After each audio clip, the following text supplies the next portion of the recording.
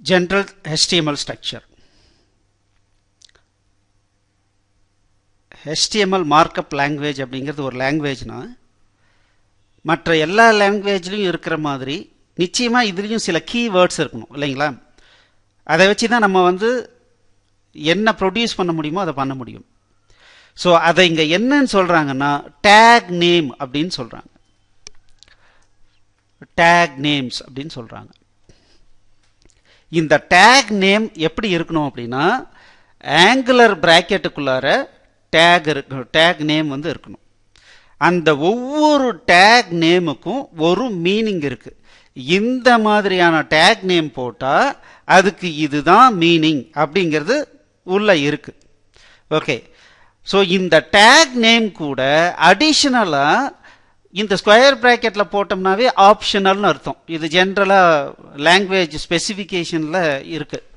So square பிராக்கெட்டில் போட்டோம்னாவே அது optional. எனக்கு தேவைப்பட்டா அதுக்கு அடிஷனலாக இந்த டேகுக்கு அடிஷனலாக நான் சில வேல்யூஸ் பாஸ் பண்ண முடியும். அந்த ஒவ்வொன்றையும் என்ன சொல்கிறாங்க அப்படின்னா அட்ரிபியூட் அப்படின்னு சொல்கிறாங்க. இது ஒவ்வொன்றும் அட்ரிபியூட் அப்படின்னு சொல்கிறாங்க. ஸோ ஒரு அட்ரிபியூட்டினுடைய நேம், அந்த அட்ரிபியூட்டுக்கு என்ன வேல்யூ, இன்னொரு அட்ரிபியூட் நேம், அந்த அட்ரிபியூட்டுக்கு என்ன வேல்யூ, இந்த மாதிரி எத்தனை வேணாலும் வரும். ஒவ்வொரு டேகை பொறுத்து அது மாறிக்கிட்டே இருக்கும். தென் ஒரு பிராக்கெட் க்ளோஸ் ஆகும். இந்த டேகை க்ளோஸ் பண்ணுறோம். அதுக்கப்புறம் என்ன ஆக்சுவல் கண்டென்ட் வருமோ அந்த கண்டென்ட்டை போடுறோம். அதுக்கப்புறம் இதனுடைய closing take less than forward slash இங்க என்ன டேக் நேம் கொடுத்தோமோ அந்த டேக் நேம் இங்க வரும். தென் ஆங்குலர் பிராக்கெட். இது எல்லாம் சேர்ந்தாதான் நமக்கு ஒரு டேக். இது ஒரு டேக், இது ஒரு டேக். ஸோ இது ஓப்பனிங் டேக், இது க்ளோசிங் டேக். சில நேரங்களில் இந்த க்ளோசிங் டேக் அவசியமா இருக்காது. ஜஸ்ட் டேக் இது முடிக்கும் போதே forward slash closing angle bracket கொடுக்குற மாதிரி சில டேக் இருக்கு. ஸோ அப்படின்னா இந்த HTML லேர்ன் பண்ண போறோம் அப்படின்னாவே ரொம்ப ரொம்ப சிம்பிளான மேட்டர். என்னென்ன டேக் நேம் இருக்கு, அது என்ன பர்பஸ்க்கு, அவ்வளவுதான், வேற எதுவுமே கிடையாது. இப்போ நம்ம ஒரு டாக்குமெண்ட் கிரியேட் பண்ணோம், அதை எடுத்து கொஞ்சம் அனலைஸ் பண்ணி பார்ப்போம். இப்போ இதுல பாருங்க, இந்த HTMLங்கிறது ஒரு டாக்குமெண்ட் இங்க ஸ்டார்ட் ஆகுது.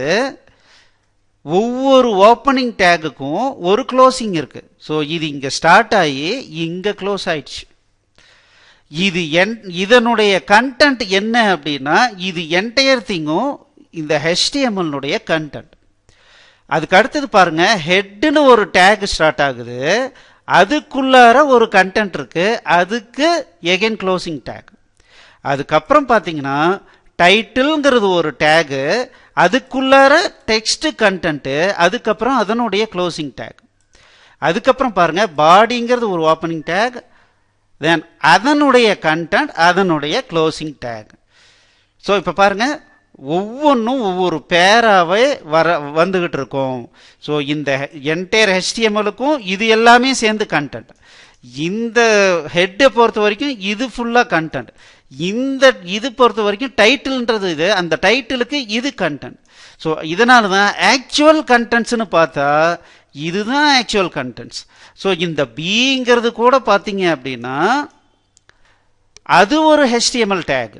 சரிங்களா? அதுக்கு ஒரு மீனிங் இருக்கு. ஒரு சிம்பிளா பார்த்தீங்கன்னா இந்த டெக்ஸ்டை போல்டா காட்டுங்க அப்படின்னு அர்த்தம். இங்க போல்டு இங்க ஸ்டார்ட் ஆகி இங்க போல்டு முடிச்சுக்கோ, இதுக்கு நடுவில் இருக்கிற எல்லாத்தையும் போல்டா காட்டுன்னு அர்த்தம். அதனால தான் நமக்கு இந்த HTML மட்டும் போல்டா டிஸ்பிளே ஆகுது. ஸோ ஆக்சுவல் கண்டென்ட் அப்படின்றது பார்த்தீங்கன்னா இது ஒரு ஆக்சுவல் கண்டென்ட், இது ஒரு ஆக்சுவல் கண்டென்ட். சரிங்களா? மற்றது எல்லாமே ப்ரௌசருக்கு உண்டான இன்டிமேஷன்ஸ் மட்டும்தான், இல்லைங்களா? ஸோ இதுதான் ரொம்ப ரொம்ப முக்கியமான விஷயம். பாருங்க, ஒரு டேக் நேம்.